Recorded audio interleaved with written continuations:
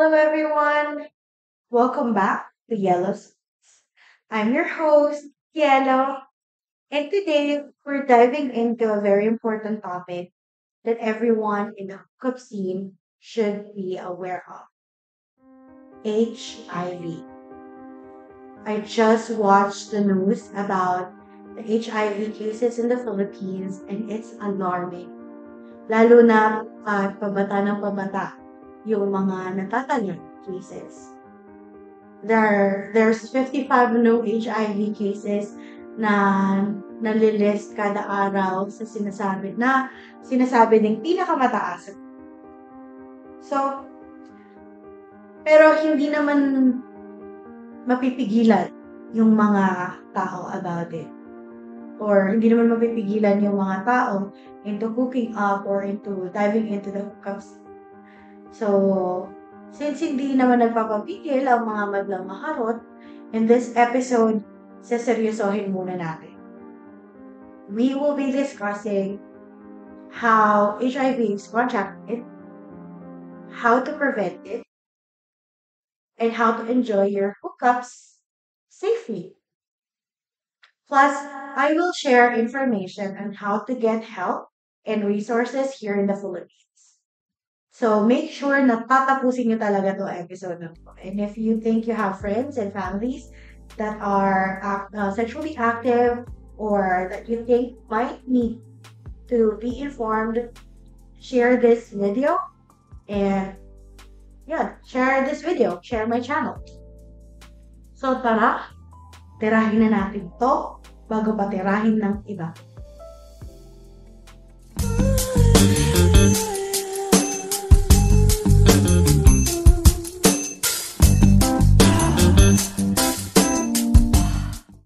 Simulan natin ang episode na to sa ano ang HIV and paano ito nakuha. So HIV stands for Human Immunodeficiency Virus, and it attacks the body's immune system. If left untreated, HIV can lead to other diseases such as AIDS, which is acquired immunodeficiency syndrome. HIV can be treated but not cured. It can be prevented with antiretroviral therapy or ART. But if not controlled or treated, it may progress to AIDS. So once you have the infection, your body cannot get rid of it, but there are medicines that can control HIV and prevent complications. So everyone diagnosed with HIV should take the ART therapy medicines and regular checkups and regular testings. Kasi yung immune system talaga ang tinitira niya. Now, this virus is primarily contacted through unprotected sexual contact, vaginal, anal, or oral sex. Also contracted for sharing needles or syringes. Also from mother to child during childbirth or breastfeeding. Kaya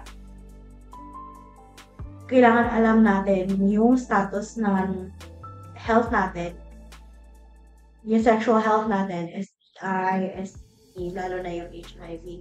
Kasi pati yung mga bata na walang buwangan, simpleng madamay. Now, it's important to understand that HIV is not transmitted through casual contacts like hugging, shaking hands, or sharing utensils. This means that everyday interactions with someone who has HIV do not put you at risk. There are laws that have been passed to ensure that discrimination against people with HIV and AIDS is avoided. Hindi nila kasalanan yun, but yes. Preventing HIV while enjoying the hookup state doesn't mean that you have to compromise on safety. Ito yung mga pwede mong gawin since hindi ka naman makakaliwas sa pagkarate, enjoyin mo na lang yung hookup scene in a safe way. So, first, and paulit-ulit kong sinasabi is using condoms. Consistently using condoms during sex significantly reduces the risk of HIV. They act as a barrier that prevents the virus from passing from one person to another. So you just have to make sure that you also use water-based or silicone-based lubes para hindi natutuyuan at pupunitan ng condom. Mag-best friend ang condom at lubes. Okay? Para walang lusot yung HIV na yan, siguraduhin natin intact ang ating ginagamit na condoms. At saka make sure na hindi siya expired. Diba? Another thing is PrEP or yung pre-exposure prophylaxis, which is a daily pill that can prevent HIV. If you are at a high risk, I suggest that you consider talking to your healthcare provider about this option kasi it's a very powerful tool in reducing the risk of contacting HIV. Now, free mo itong makukuha sa mga social hygienic centers na napag-alaman kong available in most cities sa NCR. You can contact your LGUs or local health centers to ask kung saan yun. Or contact DOH. Meron din sila mga details on for sure. Now, hindi basta-basta bibigyan nito yung mga tao na nagpunta doon. There are requirements for you to get PrEP. So, kailangan mo na HIV testing na negative and kailangan mo ng creatinine test. If the stocks would allow, bibigyan ka ng 3 months worth of PrEP na nakabaho.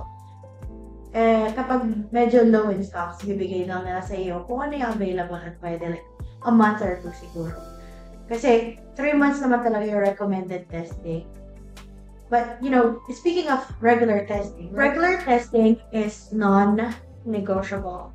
If you are active sa hookup scene, get tested regularly for HIV and sexually transmitted infections and STDs. Get tested regularly. Knowing your status helps you make informed decisions.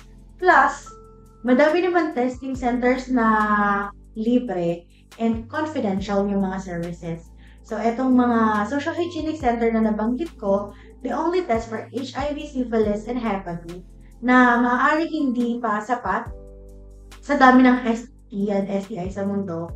Baka kailangan mong magpunta sa babe clinics na nag-check sila yung chlamydia, gonorrhea, herpes, etc. So, yun. May mga times na kailangan mong pumunta doon at magpa-check. Hindi palagi yung sa libre na 3-in-1, lalo na kung very active pa. Another thing is limiting your partners. Because the more partners that you have, the higher risk to have STDs and HIV. Alam ko masaya kung marami, pero lalo na if you're into swinging or you are in a ethical non-monogamous relationship, lessen your partners, considering limiting the number of sexual partners to reduce your risk for exposure. Hindi naman sa bawal, pero ililimit mo lang. You just have to keep a few constants na, that you can hook up with. Na kilala mo na sila, yung hygiene nila, and sexual practices. Also, avoid sharing needles. If you use injectable drugs, never share needles or syringes. This is a direct way for the virus to be transmitted. You should always use clean equipment, lalo na sa mga diabetic na nag-i-inject ng insulin, pati yung mga nagdi-DIY na drips, yung mga gluta, DIY, nako kayo din. Make sure na yung gagamiting needle sa inyo is gagamitin, buksan sa harapan nyo. Ganun din sa mga nagpapatato, yung mga mumurahin, mahilig sa murang tato. Make sure na binubuksan yung needle sa harapan nyo para sure kayo na bago palagi at hindi kayo nakikipag-share ng needle sa iba. So, eto na nga. Baka sabihin nyo naman kasi masyado nang mabigat yung topic, na masyado nang seryoso. Makakapag-enjoy ka pa din naman na makikipag-hook up. Pero para sa akin, para ma-enjoy mo siya fully, make sure na makausap mo openly yung partner mo about the sexual health mo and sa HIV status. Now, it might feel awkward sa umpisa, pero napaka-importante niya. Establishing the line of communication can help you both make safer choices. If you have been diagnosed with an STI in the past few months, you should let your partner know. Okay, so just start by expressing your expression for the connection that you're building. Then, yung mga plano mo to make that person, if you have plans to make a person a constant, then explain why you believe it's important to discuss sexual health, share your own status and your testing habits first to create an open and honest exchange of insights. And then, for example, pwede mong i-mention na you recently got tested, na you are HIV negative, na it's a relief, na ikaw ay at peace, that you regularly use protection. This will encourage your partner to reciprocate with their own information. Simple, di ba? Tsaka baka maging habit yun na rin. Di ba? Para sabay kayo, you're on the same page, kumbaga. Also, enjoy hookup scenes, hooking up, being sober. Na habang sober ka, less alcohol intake, less drugs, or siguro, konting shot or konting puff ng trees would be fine. Pero, make sure na nasa tamang sobriety ka because it might cause risky behaviors na pagsisisihan mo sa uli na yung iba hindi mo man lang matandaan.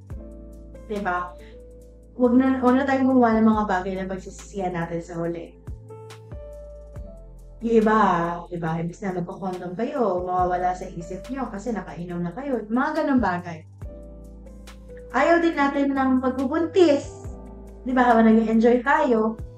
So, make sure that you know where to get emergency contraception. Make sure na meron kang access sa mga ganon.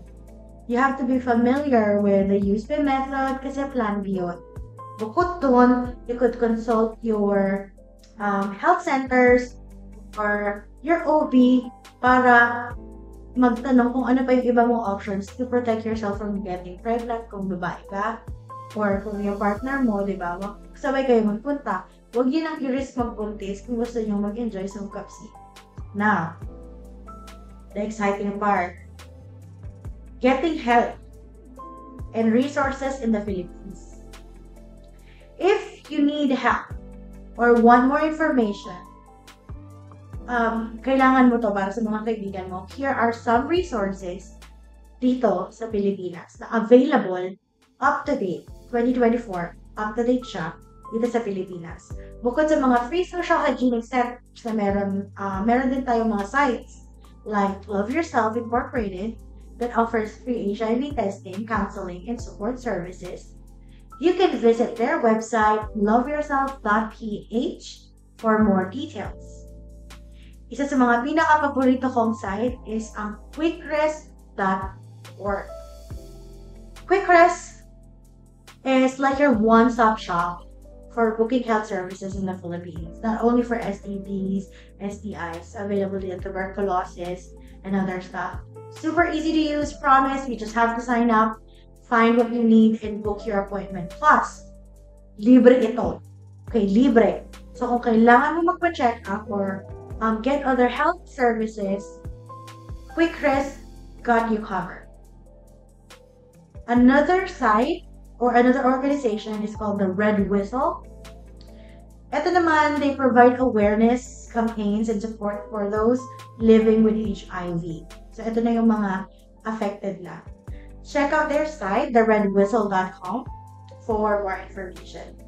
Lahat ng sinabi kong link ay ilalagay ko sa description ng video na ito. So, alam ko na akala ng iba mahirap at nakakahiya ang magpa-test at humingi ng tulong regarding sa or information regarding HIV. But remember, being informed and taking precautions can help you enjoy your hookup life, your sexual health, while staying safe. HIV is a very serious issue, but with the right knowledge and practices, you can protect yourself, you can protect others, you can protect the people that you care about. So that's it. Thank you for tuning in to this important episode of Yellow Speaks. If you found this information helpful, please like, share, and subscribe. And if you have any questions or further advice, you could drop a comment below or reach out through my social media channels. If you want to share your stories or experiences, just send us a message. Again, lagi kong sasabihin na stay safe, karat safe, and karat responsibly. Take care mga mahal. Until next time, here in Yellow Speaks. Bye!